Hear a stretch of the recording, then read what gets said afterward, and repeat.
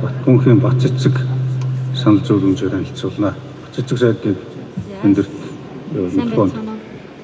Та бүхэнд энэ өдрийн мэндийг хүргье. Доктор шийдвэрт оруулах юм саналтай байгаа. За миний хувьд боловсролын асуудал дээр өнөөдөр бас бүсийнхаа онцлогийн талаар нэлээд ярилцсан, олон сайхан саналууд гарсан. За нийлжинд бол бид нэр энэ хангаан бүсүүд бол уламжлалаараа бас энэ боловсрол мэрэгжил олгож ирсэн юм дуршлагатай.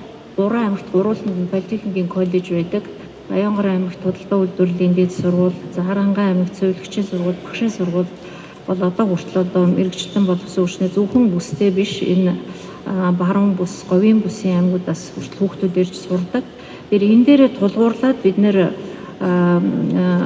техникийн болон дээд боловсролын шатлсан тогтолцоо бүхий сургалт, эрдэм шинжилгээ үйлдвэрлэлийн зохицолбоор их сургууль, төрөлжсөн коллежийг хотгон хэлбэрээр хөгжүүлэх.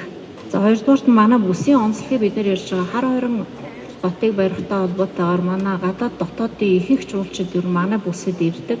Тэгэхээр бүсийн онцлог дээр бид нэр олон ийм саналууд ирлээ л дээ. Энэ аялал жуулчлалын дэд бүс болгох юм боломж байгаа юу нэмээд гэж. Тэгэхээр энэ дотоодын жуулчид бол одоо тасралтгүй дахин ирдэг.